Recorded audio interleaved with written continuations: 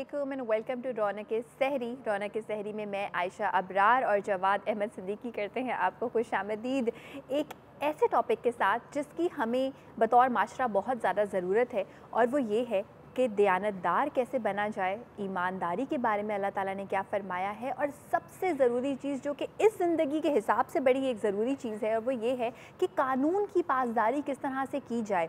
अक्सर जवाद हम ये देखते हैं कि कानून की पासदारी अगर आपने पाकिस्तान में नहीं की तो ज़्यादा से ज़्यादा क्या होगा, 50 रुपये 100 रुपये आप देंगे और कोई मसला नहीं होगा। लेकिन वो हम ही लोग हैं जो जब इस मुल्क से बाहर जाते हैं और कहीं और देखते हैं कि जी $500 या ऐसा कोई फ़ाइन है, तो हम कानून के पासदार बन जाते हैं।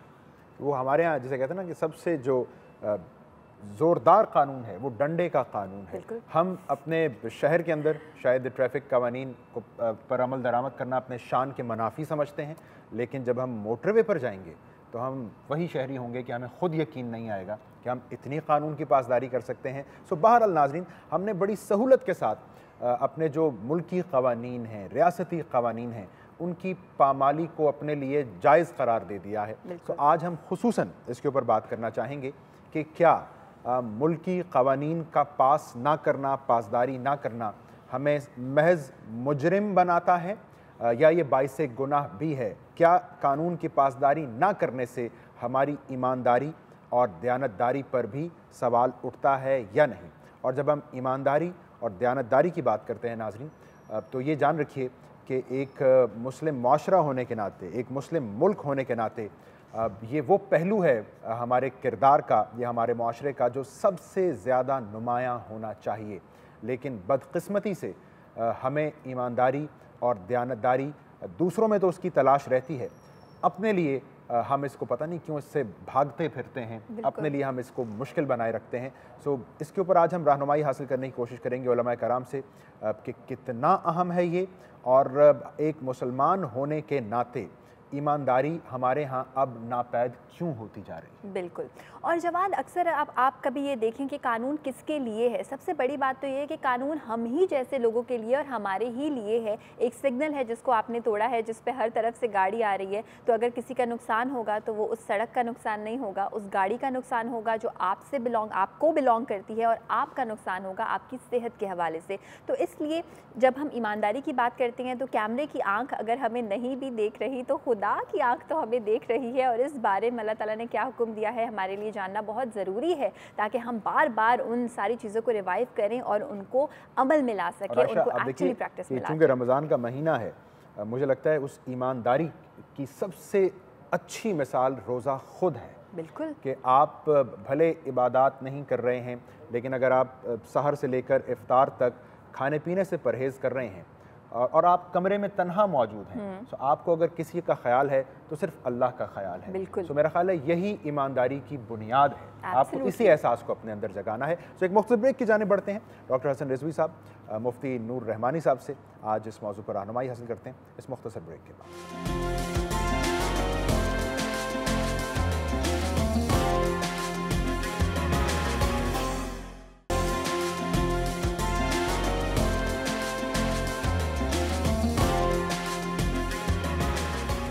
आज हम बात करेंगे ईमानदारी के हवाले से, दयानतदारी के हवाले से, और इसके साथ साथ कानून की पासदारी के हवाले से। आप लोग हमें कॉल्स भी कर सकते हैं और कोई भी सवाल हो तो पूछ सकते हैं। इससे पहले कि हम हमारे उलमाए कराम की जानिब बढ़ें और उनसे सवालात करें, आपको ये बताते चलें कि अब आप टेलीनॉर का इस्तेमाल बहुत ही आसानी से कर सकते हैं, और वो ऐसे कि अगर आप परेशान हैं कि आप अपना मोबाइल डाटा खोलते हैं और इंटरनेट पैकेज कहीं चला जाता है और एकदम से वीडियो स्ट्रीमिंग आप नहीं देख सकते हैं, तो 1 घंटा पूरा आप वीडियो स्ट्रीमिंग कर सकते हैं। एंजॉय सिर्फ 8 रुपये आपको देने पड़ेंगे, और टेलीनॉर के 4G के थ्रू आप बहुत ही आसानी से वीडियो स्ट्रीमिंग एंजॉय कर पाएंगे।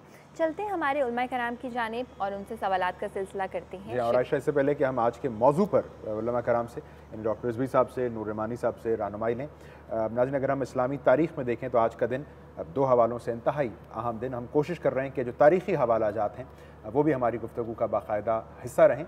आज इस्लामी तारीख़ में, इस्लामी तारीख़ का पहला ग़ज़वा, यानी मुसलमानों ने नबी अकरम सल्लल्लाहु अलैहि वसल्लम के हमरा मैदान जंग में पहली मरतबा उतरे, ग़ज़वा बदर की तारीख़ आज यानी 17 रमज़ान, अगर मैं गलत नहीं नूर रहमानी साहब, और हज़रत आयशा रज़ी अल्लाह ताला अन्हा का यौम विसाल।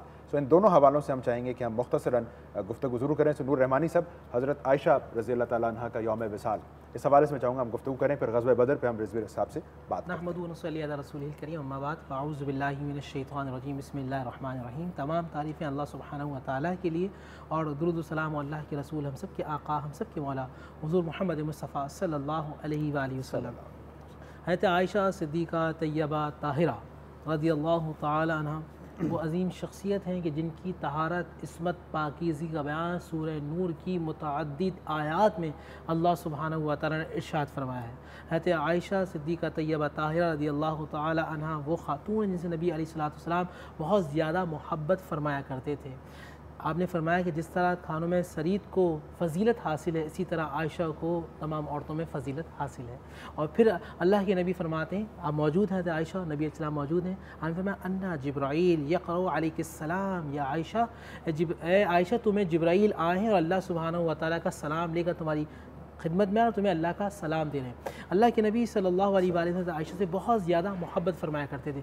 ये मुहद्दिसा हैं, ये मुफस्सिरा हैं, ये फ़क़िया हैं, अकाबिर अस्हाब रसूल सल्लल्लाहु अलैहि वसल्लम तशरीफ़ लाते थे, पर्दे के पीछे आपसे सवाल करते थे और आप उन्हें फ़तवा जारी फरमाती थी।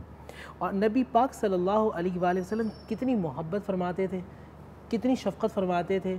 आप अगर अहादीस रसूल सल्लल्लाहु अलैहि वसल्लम पढ़ते हैं तो आपको अंदाज़ा होता है कि नबी पाक उम्मे सलमा रज़ियल्लाहु ताला ये भी हुज़ूर की वाइफ़ है। लोग होता ऐसा था कि जब हुज़ूर के हुजरे में या हुज़ूर की जिस दिन बारी होती थी कि आपको हज़रत आयशा के पास जाना है, वहाँ असहाब रसूल ज़्यादा तारीफ़ देते थे। उम्मे सलमा भी हुज़ूर की वाइफ़ थी, एक पूरा हुज़ूर की ज़ौजा का एक पूरा एक ग्रुप था, तो जिनकी लीडर उम्मे सलमा थी। हुज़ूर के पास भेजा कि जाओ उम्मे सलमा तुम जाओ और कहो कि जिस दिन आयशा के कमरे में आपकी बारी होती है ये सारे सहाबा तारीफ़ देते हैं और हमारे जब बारी होती है तारीफ़ नहीं मिलती। अल्लाह के नबी के पास भेजा कि उम्मे सलमा को आपने फरमाया मुझे आयशा के बारे में अज़ियत ना दो, मुझे अल्लाह ने इसके दिल में, मेरे दिल में इसकी बहुत ज़्यादा मोहब्बत डाल दी है। और फिर घर का रिश्ता किस तरह है, आप फरमाते हैं आयशा से कि आयशा जब तुम मुझसे नाराज़ होती हो, खफा होती हो तो मुझे मालूम चल जाता है। ठीक है, घर की ज़िंदगी, एक शौहर का अंदाज़ किस तरह होना चाहिए अपनी ज़ौजा से, किस तरह मोहब्बत होनी चाहिए।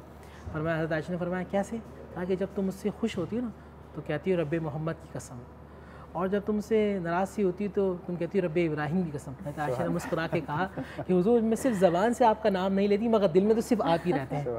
और फिर एक मरतबा नबी पाक सल्लल्लाहु अलैहि वसल्लम ग़ज़वा में हज़रत आयशा को लेके जा रहे हैं सफ़र में, काफ़िला थोड़ा आगे निकल गया। आपने फरमाया आयशा आप और हज़रत आयशा अकेले थे। आपने फरमाया आयशा आप हम रेस लगाते हैं दिल जोई के लिए, आयशा हम रेस लगाते हैं। मेरे आका रहमतुल्लिल आलमीन जो साहिब कुरान, जिन पर वही उतरती है, जो ज़मीन से बैठकर चाँद को ऐसा इशारा करें तो चाँद दो टुकड़े हो जाए, ऐसे दरख्त को इशारा करें दरख्त जड़ें निकाल कर दर मुस्तफ़ा में आ जाए और सजदा रेस हो जाए, पत्थर पे इशारा करें तो पत्थर कलमा पढ़ना शुरू कर दे, जबल ओहद पर जाएँ तो जबल ओहद हिलना शुरू कर दे। वो रहमतुल्लिल आलमीन अपनी बीवी से बर्ताव कैसा है। रेस लगी, नबी इस्लाम जो है वो पीछे हुए, हज़रत आयशा जीत गई। कुछ अरसे के बाद जब हज़रत आयशा का वज़न थोड़ा बढ़ गया, आप फरबा हो गई, फिर एक ग़ज़वा के अंदर ऐसा मौका आया कि काफ़िला आगे निकल गया, अब आप हज़रत आयशा नबी इस्लाम साथ मौजूद हैं। आपने कहा आयशा आप दोबारा रेस लगाते हैं, रेस लगाया, इस मरतबा नबी अलैहिस्सलाम जीत गए। तो आपने फरमाया आयशा ये उस रेस का बदला है जो पहले हमने लगाई थी और तुम जीती थी, आज मैं जीता हूँ। यानी एक मोहब्बत का अंदाज़ है। अगर हम इन नफूस क़ुदसिया की ज़िंदगी को देखें तो हमारे घर भी जन्नत के टुकड़े बन सकते हैं। एक मरतबा एक ऐसा वाक़या कि आप हज़रत आयशा पानी पी रही हैं, पानी पी रही हैं, आका सल्लल्लाहु अलैहि वसल्लम फरमाया कि आयशा मुझे भी थोड़ा सा बचा के पानी देना। आपने पानी दिया, कहा आयशा तुमने कहाँ से पिया था, जिस जगह से आयशा ने पिया था वहाँ से आका सल्लल्लाहु अलैहि वसल्लम ने पिया। ये मोहब्बत का एक तकाज़ा था कि मियाँ बीवी की मोहब्बत किस तरह होना चाहिए। हज़रत आयशा की बहुत सारी फ़जीलत है, इंशाल्लाह फिर कभी मौका मिला। बस सबसे बड़ी फ़जीलत तो ये है ना कि आप नबी अलैहिस्सलाम की ज़ौजा हैं, तो उसी फ़जीलत कुरान की मुतअद्दिद आयात नाज़िल हुई हैं। एक मौसर ब्रेक की जानिब बरोज़ी साहब, फिर हम चाहेंगे कि ब्रेक के बाद आज के मौजू से पहले आप ज़रूर ज़रा रोशनी डालें कि ग़ज़वा बदर का मैदान 313 मुसलमान और अपने से 3 गुना बड़ी फ़ौज पर किस तरह उन्होंने किस जज्बे का इस्तेमाल करते हुए काबू पाया। तो मज़ीद बात करते हैं इस पर इस ब्रेक के बाद।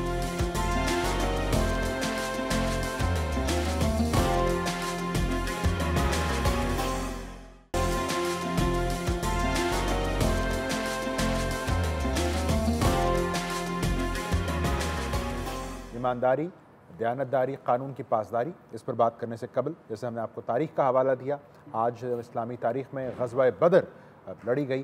तो मैं चाहूँगा कि डॉक्टर रिजवी साहब हमें ग़ज़वा बदर के हवाले से बताएं कि ये बुनियादी तौर पर ग़ज़वा बदर अलामत है किस बात की? रिजवी साहब, जज्बा ईमानी की है, नुसरत खुदाबंदी की है, या इन सब की है? इसकी अहमियत है क्या? बिस्मिल्लाहिर्रहमानिर्रहीम। थोड़ा सा उसका बैकग्राउंड अगर बात हो जाए तो फिर बात खुद ब खुद वाज़ेह हो जाएगी कि आपके जवाब आ जाएंगे सवाल। देखिए, पहली बात तो सबको पता है कि 13 साल तक जो मक्के के जो लोग थे, ख़ासतौर से कुरैश जो सरदारान मक्का थे, सख्त मुखालिफ थे इस्लाम की, हुज़ूर अकरम की। उन्होंने इंतहा कर दी मुखालफत की, हत्ता कि फिर आपके कत्ल पर आमदा हुए, यहाँ तक कि आपको वहाँ से हिजरत फरमानी पड़ी। यानी ये दुश्मनी की इंतहा थी। मगर क्योंकि उनका वार कामयाब नहीं हुआ कि वो चाहते थे कि हुजूर को कत्ल कर दें या हुजूर के मिशन को ख़त्म कर दें, वो दुश्मनी तो उनको असल में इस्लाम से थी, हुजूर से इसलिए थी कि आप फैला रहे थे इस्लाम। आप चले गए मदीने, और मदीने में लोगों ने आपको बहुत एक्सेप्ट किया और आपकी बड़ी यानी बड़ा अच्छा इस्तकबाल हुआ, बड़ा असर हुआ वहाँ पर लोगों ने बहुत इस्लाम कबूल किया, मुतासिर बहुत हुए इस्लाम से, यहाँ तक कि इस्लामी हुकूमत कायम हो गई मदीने के अंदर। अब ज़ाहिर बात है, आप सोचिए कि ये जो कुरैश के सरदार थे, इनका क्या हाल हुआ होगा। जो बिल्कुल ख़त्म करना चाहते थे वो देख रहे कि अब तो बराबर के स्टेट में गई, मुकाबले में आ गए, तो आग उनके सीने पर जो थी वो भड़क उठी। ये तो इंतहा हो गई कि एक आदमी अकेला कसब पुरसी के आलम में चंद आदमी उसके मानने वाले, और अब वो एक बाकायदा पूरे यानी इलाके का मालिक हो गया और उसके बड़े लोग मानने वाले उसके। बर्दाश्त नहीं हुआ इससे। बिलाखिर वही हुआ जो अरब में, वैसे भी अरब में इंतकाम का, अरबों का अंदर बहुत ज़्यादा वो है इंतकामी जज्बा पैदा हो गया, भड़क आग की तरह था।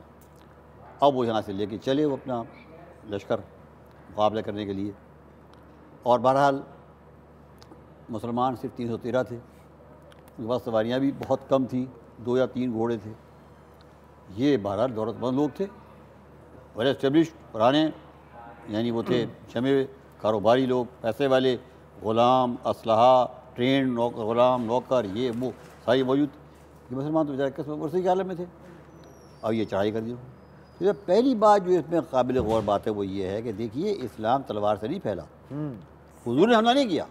अगर हुजूर ने हमला किया होता तो आप कहते हैं इस्लाम फैला तलवार से। हमला किया कुरैश ने, इसलिए जंग जो हुई बदर जो है वो मदीने के करीब, वो हद भी मदीने के करीब है, खंदक भी, एहज़ाब भी मदीने के करीब है। ये पूरा इस बात का सबूत है कि मुसलमानों ने तलवार के ज़रिए से इस्लाम नहीं फैलाया, बल्कि जंग लड़े वो दिफाई जंग। अच्छा रिजवी साहब, इसके बाद क्या हुआ हम ज़रूर जानेंगे, लेकिन कॉलर भी हमारे साथ हैं और फिर हम दोबारा से आ जाएंगे ग़ज़वा बदर की जानिब। मोहम्मद इरशाद साहब मौजूद हैं नवाबशाह से। हेलो, अस्सलाम वालेकुम। वालेकुम सलाम। मेरा सवाल ये है कि ईमानदारी लफ्ज़ की मुझे वज़ाहत करके दिखाएं उलमा इकराम हदीस की रोशनी में से। बिल्कुल, बहुत बहुत शुक्रिया। अभी बिल्कुल हम ईमानदारी के हवाले से भी बात करेंगे सर, हम चाहेंगे आपकी बात कंप्लीट हो और हम पूरा वाक़या सुनें। तो अब बहरहाल खुलासा कलाम ये है कि वो लोग आए लड़ने के लिए, और उन्होंने बदर मकाम बहुत करीब, मदीने से बहुत करीब मकाम है ये बदर, मेरे ख्याल में शायद कोई 10 मील के फासले पर होगा। 80 मील रहमानी से फरमा रहे 80 मील के फासले। तो वहाँ पर वो यानी पहुँच गई फौज उनकी, हुजूर मुकाबले के लिए निकले, और यहीं पर बदर का मैदान था जहाँ पर ये जंग हुई। उसमें जंग में जब तरीक़ा अरबों का होता है कि वो बड़े बड़े सरदार जो होते हैं पहले आते हैं जंग करने के लिए, वो आए, 3 उनके सरदार आए, बड़े बड़े जो चीफ्टन जिसे कहते हैं। मुकाबले पर अंसार में से 3 आदमी गए मुकाबले के लिए। वो कहने ये हमारे मुकाबले पे नहीं आ सकते, ये हमसे बहुत, ये तकब्बुर देखिए, तकब्बुर, ये तो हमसे मुकाबले में बहुत पस्त होगा, हम सरदार हैं, इतने पूरा अरब हमें जानता है, इतने हम ताकतवर लोग हैं, ये क्या हमारे मुकाबले पर, ये क्या चीज़, ये क्या चीज़ नहीं। तो फिर आपने मुकाबले पर भेजने के लिए हज़रत हमज़ा, हज़रत अली और हज़रत उबैदा, इन तीनों को भेजा। ये तीनों भी गोया कुरैश के वे सरदार थे जो गोया अकाबरीन में शामिल होते थे। मुकाबला हुआ और हज़रत हमज़ा ने अपने मुकाबले को कत्ल कर दिया, हज़रत अली ने अपने मध्य मुकाबले को कत्ल कर दिया वलीद को, और हज़रत उबैदा जो थे क्योंकि वो ज़ईफ़ थे ज़्यादा, वो ज़ख्मी हो गए, लेकिन बिलाखिर हज़रत अली ने उसको भी कत्ल कर दिया जो उनके मुकाबले पर आया। अब जो था जंग का पल्ला भाई हुआ बड़ा, क्योंकि उनके 3 आदमी कत्ल हो गए। कि उन्होंने फिर पूरा हमला कर दिया, हमलावर हो गए बाकायदा। सही। बहुत जंग हुई, मगर ये है जज्बा ईमानी जो आगे इंशाअल्लाह हम जिक्र करेंगे कि जो आपने भी सवाल किया था कि इतने मुसल्ला लोग, इतने यानी तैयार लोग और ये प्यादा और उतने ज़्यादा ट्रेंड नहीं, असलहा भी उतना अच्छा नहीं उनका, मगर उन्होंने ऐसा मुकाबला किया कि फिर आखिर उनको भागने पर मजबूर कर दिया। सुभान अल्लाह। और ब्रेक हमें एक बताया जा रहा है, लेकिन मेरा ख्याल है रहमानी साहब इस पर भी एक ईमानदारी का पहलू निकलता है कि अपने मिशन के साथ जो ईमानदारी है वो इस आलम की थी कि फिर अल्लाह ताला की तरफ से नुसरत आई और कामयाबी मिली। बड़ा अच्छा सवाल हमारे कॉलर ने किया, ब्रेक के बाद रहमानी साहब से चाहेंगे इसकी वजाहत कि सुन्नत रसूल और अहादीस की रोशनी में ईमानदारी की अगर कोई तारीफ़ वज़ा की जा सके, इस पर बात करते हैं नाज़रीन इस ब्रेक के बाद।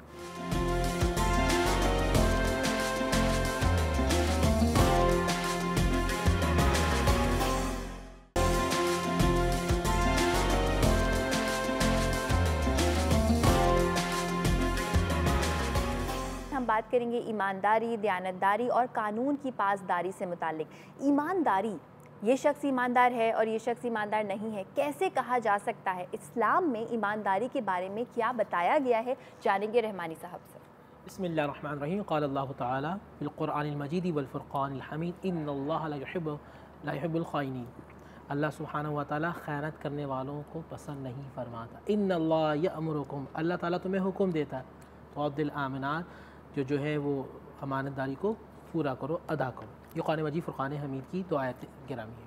हदीस रसूल में ला ईमान, वो मोमिन नहीं हो सकता, उसके पास ईमान लिमन ला अमानत लहू, जो अमानत को पूरा ना करता वो ईमानदार नहीं हो सकता, वो मोमिन नहीं हो सकता।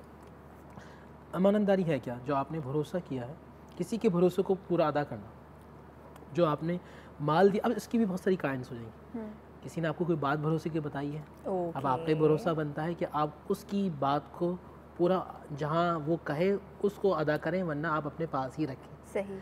माल के मामलात में आता है कि जो आपको अल्लाह सुब्हानहु व तआला की वजह से कि आप उसने सामने वाले बंदे ने कहा कि भाई जवाद साहब वाकई ईमानदार आदमी है, मोमिन है, अल्लाह उसके रसूल पर ईमान लाते हैं, तो ये मेरे माल में खयानत नहीं करेंगे। भरोसा किया, उसके भरोसे को पूरा अदा करना, ये ईमानदार है। खाइन की सज़ा क्या है? भाई ने सवाल किया था। खान की सज़ा ये है कि नबी पाक सल्लल्लाहु अलैहि वसल्लम एक जिहाद में मसरूफ़ हैं, एक सहाबी हैं कि जो जिहाद कर रहे हैं, सहाबी हैं या शामिल हुए हैं, और सारे सहाबा कह रहे हैं हज़रत ये बड़ा अच्छा लड़ने वाला है। और जब उसका इंतकाल हो गया तो नबी अलैहिस्सलाम ने जो है नमाज जनाजा नहीं पढ़ाई। सही। अल्लाह के नबी ने नमाज जनाजा नहीं पढ़ाई। कहा माल गनीमत में इसने कुछ सामान रख लिया है, इसकी वजह से मुझे हुक्म दिया गया कि मैं इसकी नमाज जनाजा ना पढ़ूँ। नमाज जनाजा का मतलब ये होता है कि अगर कोई वली कामिल किसी की नमाज जनाजा पढ़ाए तो जिसकी पढ़ाई जारी होती है उसकी बख्शिश मग़फ़िरत होती है, और पढ़ने वाले में से कोई हो तो उसकी हो जाती है, वरना जो अगर वो बंदा मोमिन है कि जिसका इंतकाल हुआ है तो पढ़ाने वाले की बख्शिश हो जाती है। अल्लाह के नबी रहमतुल लिल आलमीन सिर्फ हाथों को उठा दें तो उसकी बख्शिश और मग़फ़िरत हो जाए, मगर क़यामत तक के लिए एक उसूल दे दिया कि जो खाइन होगी अल्लाह उसके रसूल सल्लल्लाहु अलैहि वसल्लम की नज़र करम उस बंदे पर मौजूद नहीं होगी। इस ज़माने की ख़यानत बहुत सारी है। एक है कारोबारी ख़यानत, एक है वरासत के हवाले से ख़यानत, और एक बनता है ये कानून के हवाले से जो आप अच्छा, ये भी ख़यानत है जो कानून की पासदारी हम नहीं करते। वरासत की बड़ी ख़यानत ये है कि बाप का इंतकाल हो गया, बेटा जो है वो उनके बाद आया और उसने सारे बहन भाइयों की जो वरासत का हकूक़ था उसको हड़प कर लिया। जो शख्स इस तरह की किसी भी चीज़ को हड़प कर जाता है, याद रखिएगा अल्लाह उसके रसूल सल्लल्लाहु अलैहि वसल्लम की नज़र करम उस पर नहीं होगी। जिस पर अल्लाह के रसूल की नज़र करम नहीं होती उसकी ज़िंदगी से बरकत को उठा लिया जाता है।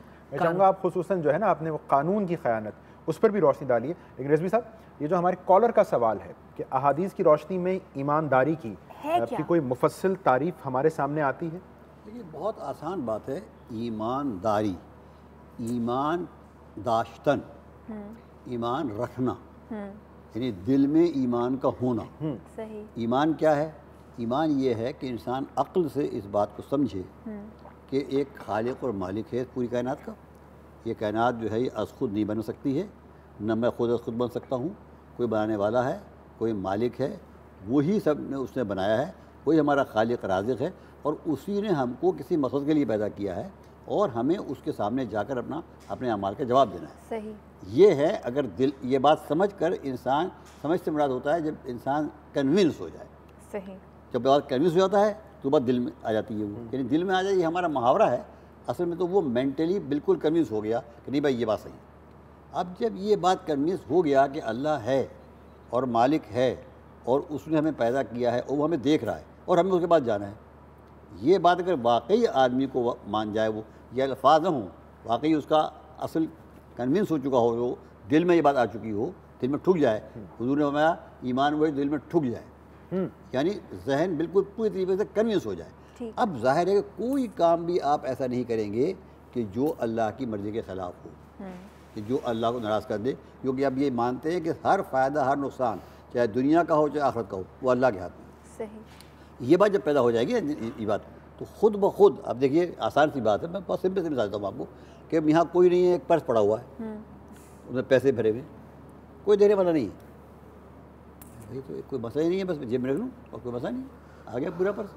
लेकिन अब यहाँ पर अगर मैं ये मानता हूँ वाकई कि नहीं, अल्लाह तो हर कुल्ल शैइन बसीर, हर चीज़ को देख रहा है, वो कुल्ल शैइन मुहीत, हर चीज़ पर अहाता किए हुए हो, तो वो तो देख रहा है मुझे, कोई नहीं रहा तो इससे क्या फ़र्क पड़ता है। अगर ये मेरा यकीन है कि अल्लाह देख रहा है तो मेरा हाथ बढ़ेगा नहीं वहाँ, अगर बढ़ेगा तो बढ़कर रुक जाएगा। बहुत बहुत शुक्रिया रिजवी साहब। यहाँ पे सर एक छोटे से वक्फे का टाइम भी हुआ है और वक्फे से वापस आकर हम ये बात करेंगे कि ठीक है, ईमानदारी ये है, ईमान ये है, लेकिन इस ईमान को अपने अंदर उजागर कैसे किया जाए, इस बारे में बात करेंगे एक छोटी सी ब्रेक के बाद।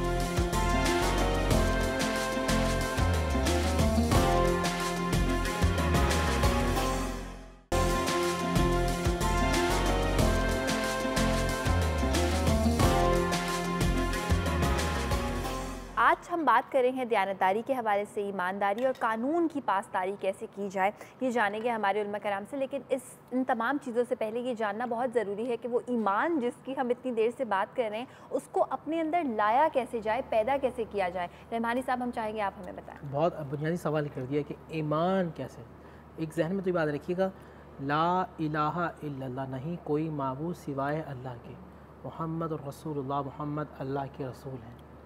अब आपने ये बात जब कह दी तो एक पूरा एक फ़लसफ़ा आपके सामने आ गया है कि अब वो ज़िंदगी गुजारनी है कि जो मोहम्मद रसूलुल्लाह सल्लल्लाहु अलैहि वसल्लम ने बताया है। जहाँ हुज़ूर ने कहा चलना है तो वहाँ चलना है, जहाँ उनका हुक्म है बैठ जाना तो वहाँ बैठ जाना है, जहाँ उन्होंने कहा कि यहाँ आराम करना है तो यहाँ आराम करना है और तेज़ी से गुज़र जाना है। तो ये तमाम बातें नबी अलैहिस्सलातु। अब ईमान की बात हम ये करते हैं, ईमान की बहुत सारी शाखें और उनमें से एक है अमानत, दयानत। वो जाहिल माशरा भी ज़माना जाहिलियत का, वो भी नबी अलैहिस्सलाम को सादिक और अमीन कहता था। वो तमाम सिफ़ात थी, ये औसाफ़ हमीदा जो हम कहते हैं ना अखलाक में से एक बेहतरीन जो है खुल्क ईमानदारी और दयानतदारी है। हम देखते हैं कि हमारी तारीख़ के अंदर हमें ईमानदारी और दयानतदारी किस तरह नज़र आती है। इमाम आज़म नुमान बिन साबित, यानी हम इमाम आज़म अबू हनीफ़ा रज़ियल्लाहु ताला अन्हु कहते हैं बहुत बड़े कपड़े के ताजर थे।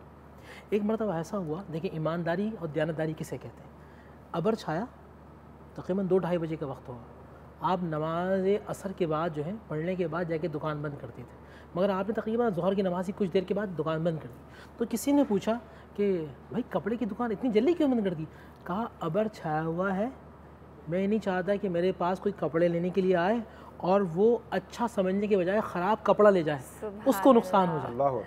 फिर एक और मिसाल आती है कि एक औरत आती है और कहती है कि मैं मजबूर हूँ, मुझे कपड़ा आप ख़रीद लें। आप कपड़ा देखते हैं, क्या तुम दोगी? वो कहता है कि 100 दिनार। कहते हैं नहीं, ये कीमती कपड़ा है, कीमती 200 दिनार। और फिर कपड़े बाहर लगाते हैं कि नहीं, इससे भी कीमती है। औरत कह रही है 300 में ले लें, वो कहते हैं नहीं ये तो कीमती है। 400 में ले लें, वो कहते हैं नहीं ये तो कीमती, इससे भी कीमती है। फिर वो कहते हैं 500, हाँ कहते हैं अब सही है, अब 500 के करीब ये कपड़ा है। अब मदीने के बाज़ार में जो नबी अलैहिस्सलाम ने मदीने में एक बाज़ार लगाया था, जिसे उस ज़माने में मोहम्मदी बाज़ार कहा जाता था। वहाँ पता किस बात में झगड़ा होता था जवाद भाई? बेचने वाला कहता था कि ये चीज़ जो है 100 रुपये की है, और ले रहा होता वो कहता था नहीं ये तो 150 रुपये की है, आप सस्ती क्यों बेच रहे हैं?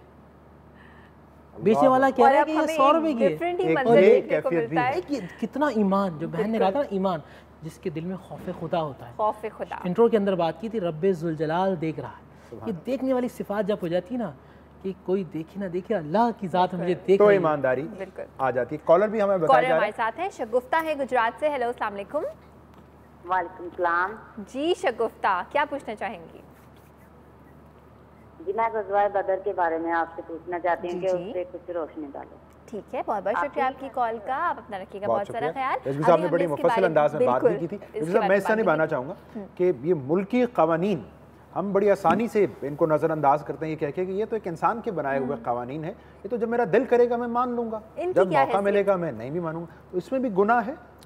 बिस्मिल्लाहिर्रहमानिर्रहीम। देखिए, आप ये सोचें कि जो कवानीन बनाए हैं उनका मकसद क्या है। सही, फ़कत ये मकसद नहीं कि हुकूमत की आप वो करें इताअत। मसलन छोटी सी मिसाल देता हूँ, जैसे लाल बत्ती है कि यहाँ रुकना है आपको। अब अगर आप भी रुकेंगे, क्या होगा कि आपने गाड़ी आगे बढ़ा दी, उधर से बत्ती खुली हुई है सब्ज़, उधर से वो अपने हिसाब से आ रहा है कि भाई ये खुली हुई है, और आप सामने आ गए। अंजाम क्या हुआ? किसी की जान और माल को कि खतरा। आप ही के उसकी जान और और माल को आपकी खतरा दोनों है। की जाने गई, बिल्कुल नुकसान हुआ ना। तो अब इस बात को देखिए कि जान बचाने का तरीका है ये। सही, असल में कानून क्या है? जान और माल और इज़्ज़त और आबरू बचाने का ज़रिया है, सही, क्योंकि जान बचाना फ़र्ज़ है। मन अहया नफ्सन, कुरान मजीद में कहा, जिसने एक आदमी की जान बचाई उसने तमाम इंसानों की जान बचाई, और जिसने एक आदमी को बेगुनाह कत्ल किया उसने तमाम इंसानों को कत्ल किया। ये कुरान की आयत है ना। तो अब इस हिसाब से देखिए, आपके जब आपने इस कानून की बाज़ारी नहीं की तो गोया आपने जानों को ज़ाया कर दिया, कत्ल कर दिया आपने। सही। तो कत्ल करना कितना बड़ा गुनाह वो है। कत्ल हुआ या नहीं हुआ, लेकिन अगर इसका एहतमाल भी पैदा हुआ एक तो खदशा भी हो तो गया ना, हम भी होता है ना। तो हो जाता है ना। ये तो होता है, कितने लोग मरते हैं, आप देखते हैं कितने एक्सीडेंट कितने होते हैं, इनमें कितने आदमी मर जाते हैं। और मोस्टली जो एक्सीडेंट्स होते हैं वो कानून की ये तोड़ने की वजह से होते हैं। तोड़ने की वजह से होते हैं। तो अब एब्सोल्युटली, ये कत्ल हुआ, खाली सड़कों पे होते कत्ल हैं। हो जाता है, तो बेगुनाह कत्ल होते हैं इस तरीके से। ऐसे ही मतलब फ़र्ज़ बाल अब कानून है कि भाई आप बिला लाइसेंस असलहा लेके न चलें, है ना। ये अब गलत पार्किंग से तो किसी की जान को खतरा नहीं होता ना। नहीं रिजवी होता साहब। है, उसमें भी हो सकता है। अगर आप गलत पार्किंग की है, एक आदमी बीमार हो गया, वो आता है गाड़ी में ले जाने के लिए, वो अपने उसको और वो गाड़ी फंसी हुई है, बिल्कुल, गलत पार्किंग की है तो मर गया वो गाड़ी के अंदर। भाई एक जुमला समझिएगा, मखलूक के दिलों को तकलीफ़ देना, मखलूक को तकलीफ़ देना अल्लाह सुब्हानहू व तआला की बारगाह में गुनाह लिखा जाएगा। जब आप किसी मखलूक को, क्योंकि एक मैंने हदीस पढ़ी, अम्मा आयशा फरमाती हैं कि मैंने नबी इस्लाम से पूछा, मेराज की जो रात में अल्लाह से जो राज़ो न्यास की बात हुई थी उनमें से क्या बात थी, एक तो बता दें। फरमाया कि जो मखलूक का दिल जोड़ेगा कल क़यामत में रब्बे ज़ुजला उसको जन्नत में महल अता फरमाएगा। ये बात जब सैयदना सिद्दीक़ अकबर को बताई तो वो रोने लगे। कहा बजान आप क्यों रोते हैं? आयशा ने फरमाया क्यों रोते हैं? कहा इसका उलट सोचो, जो जोड़ता है तो उसे जन्नत में घर मिलेगा, और जो मखलूक का दिल तोड़ेगा उसे क्या मिलेगा? अल्लाह तो अकबर। जो आपका सवाल था गलत पार्किंग, किसी को तकलीफ़ होती है, मखलूक को, ना सिर्फ इंसान बल्कि जानवरों को भी आप तकलीफ़ देते हैं, तो हो सकता है कि ये अमल भी आपका जहन्नुम में ले जाए। रवायत में आता है कि एक औरत थी जो आबिदा भी थी, जाहिदा भी थी, पारसा भी थी, मगर सिर्फ़ और सिर्फ क्यों जहन्नुम में गई? कि उसने एक बिल्ली को बांध दिया था, जो बिल्ली भूखी प्यासी मर गई। बनी इसराइल की एक बदकार औरत इसलिए जन्नत में चली गई कि कुत्ता आया है, वो कुत्ता ज़मीन को चाट रहा है, वो पानी पीती है, वो समझती है कि इसको प्यास लगी है, वो अपने मोज़े को जो है उतारती है, पानी भरती है, उसको पिला देती है, वहीं अल्लाह उसकी रूह कब्ज़ कर लेता है, फ़रिश्तों को हुक्म देता है कि इसने एक जानदार की जान बचाई तो उसको जन्नत में डालो। सुभान अल्लाह। तो रहमानी साहब और रिजवी साहब, उन लोगों के बारे में आप क्या कहना चाहेंगे? उनको क्या कहना चाहेंगे जिनके घर में पालतू जानवर होते हैं मगर उनको अजियत देते हैं उनके वही बच्चे? बात जो समझ ना। देखिए, ये कानून की पासदारी इसलिए ज़रूरी है कि अगर आप कानून की पासदारी नहीं करेंगे तो लोगों को अजियत पहुँचेगी। आप कोई कानून भी आप ले लें, छोटा है बड़ा, जब आप उसको तोड़ते हैं ना तो उससे किसी न किसी को अजियत पहुँचती है। सही, जानवर को या इंसान को अजियत तो पहुँची ना। वो अजियत जो है सबसे बड़ा, ये जो है कानून का मकसद यही होता है कि लोगों को अजियत न पहुँचे, तो अजियत से बच जाएँ।